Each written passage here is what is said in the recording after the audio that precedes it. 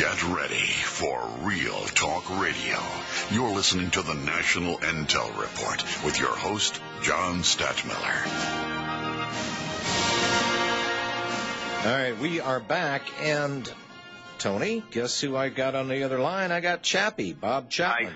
Bob Chapman. I mean, he's the long time, when I say long time, because he's been around as long as I have in this movement. Well, almost. He's younger than I, but he would get out and speak up and stand out and talk about things that nobody else would when we were in our darkest days. And fortunately, we have come out where we have two-way talk radio around the country, and Bob Chapman is a blessing. God bless your brother for still being in this fight and doing so much for so many for so long. Well, thank you. I remember those days when we met back in 1964, and Judy and I had you over to dinner one time, and we were trying to bring the left and the right together, and we finally did it, I guess. Well, it took 30 years or maybe 40 years, but they are together. We, when I, like I say, meet with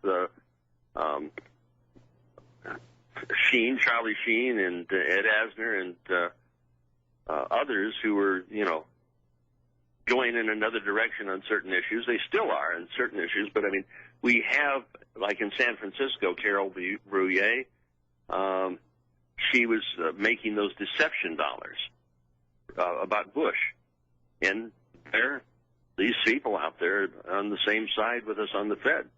So what did you think, Bob, when he came out with Myron Fagan's Illuminati? I still have a copy, and he tells me it's worth a lot of money. Well, I was just about ready to ask him if he got a couple of those albums still laying around.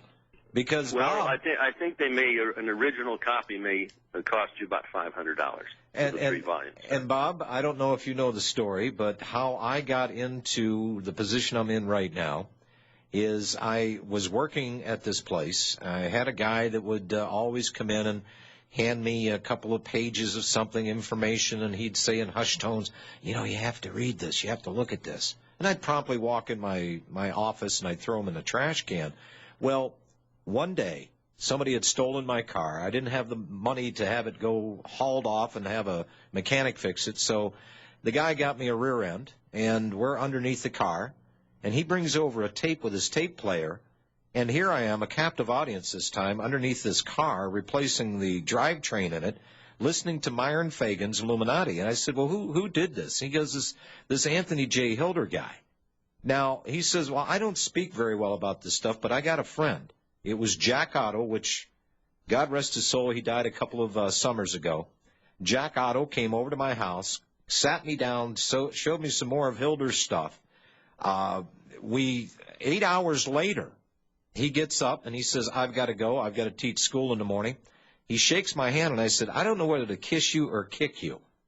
But that was my introduction to where I'm at today. This is what kick-started my little soul and got me moving in the right direction, this guy here. So you met him back in *64.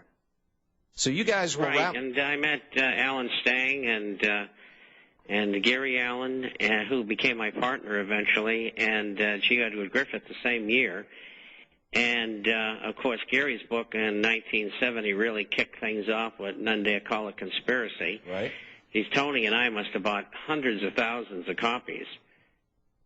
Well, I remember going over with my father's pickup truck, and I went into Gary's place, and when I opened up the door, it was the warehouse. There was literally a hill. When I say it must have been 12 to 15 feet high in books. He printed 5.5 million, and I was engaged in another thing called The Texan Looks at Lyndon. That went about 11.5 million. A Choice, Not an Echo. But now we have free World Film Works, and we're making films like Skull and Bones, 911, The Greatest Lie Ever Sold. And people will get them. They will bootleg them. In fact, the 911 Greatest Lie Ever Sold is in 23 countries in 7 languages. So before that one book can be read by one, a film can be seen by 1 million. And that's how we've been successful in doing what we have done. And Alex Jones went out there and did the Obama deception, and I've heard that they have 18 million downloads. Mm-hmm. That's phenomenal. Yeah, see, So we're also doing a film called Obama the Bankster's Boy. And people say, "Oh, well, you're terrible. You're saying he's a boy." He is to the banksters, yes. I'll tell you what, these callers, and they've been holding forever. Let me slide them in here, gentlemen. Joe in Pennsylvania. Hello, Joe. Hello, John. Hi. I've been listening for a while, first-time caller. First, I agree with your analogy with organized crime and the banksters. Rather, instead of you calling them Guidos and Gambinis, call them Meyer Lanskys and Bugsy Siegels. But yeah. Other than that, the analogy it's the Hawaiian connection, right, Anthony? Well, yes, but I mean, okay. there's good guys and bad guys out there, right? And we're talking, obviously the Bernie Madoffs are making off with not only our money but our America, and these are the guys that are running the Federal Reserve. I mean, the Federal Reserve has stolen more money from more people than all of the other combined crimes in the history of the United States combined, and they're doing it every day. They're doing it legally. That's why we have to abolish the Federal Reserve Act. We have to go in this Monday and call into our congressman saying, I want you to put your name on the list to abolish the Fed and to audit the Fed. We have to do both. Well, now, and Chappie has been doing this stuff for years, just on his own, and went with a group of us guys. Remember when we put up the posters against that was Mayor a Bradley? Beauty. That was 3 and 4 and 5 o'clock in the morning, all over L.A. Joe, I'm sorry here. You're going to make a point. I agree. The Fed's the root of just about all the evil that's gone on in this country. One thing, and you had mentioned J. Edward Griffin, and I read his book, The Creature from Jekyll Island, and he says that the thing to do in abolishing the Fed is the first thing that's got to go, and Ron Paul even agreed with this when he ran for president, was abolish the legal tender laws. The legal tender laws are what gets rid of the competition that the Fed would otherwise have. Without the legal tender laws, people would be able to trade in gold and silver, mm-hmm. and eventually the Fed would die out. Well, people would have the alternative. Yeah, and while I've got everybody here, and since what a great segue for this, I got this email here.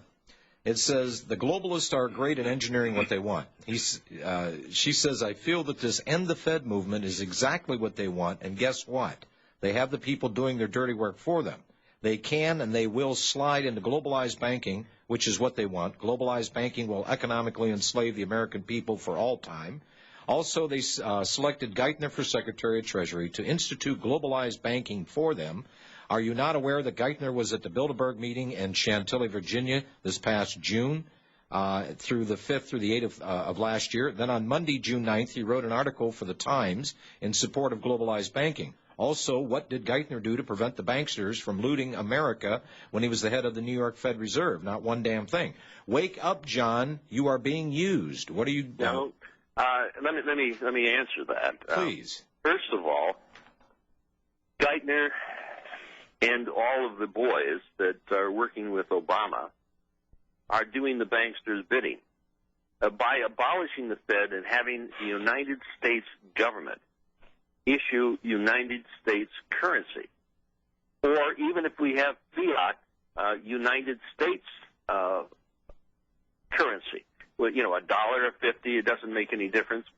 They could issue that into circulation, and we would go further and further into a devaluation, but we wouldn't abolish the United States of America.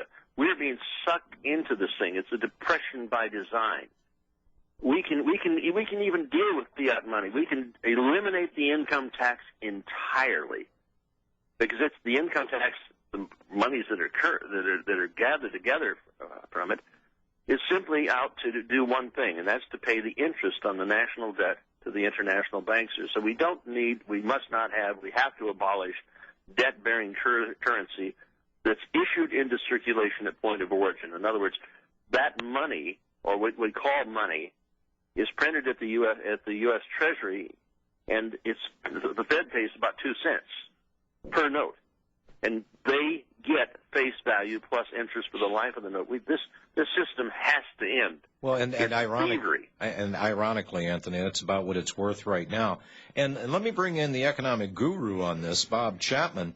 Bob, the question has always been asked, okay, we're going to get rid of the Fed, just as this lady pointed out. She thinks I'm being used, but you're wrong, dear.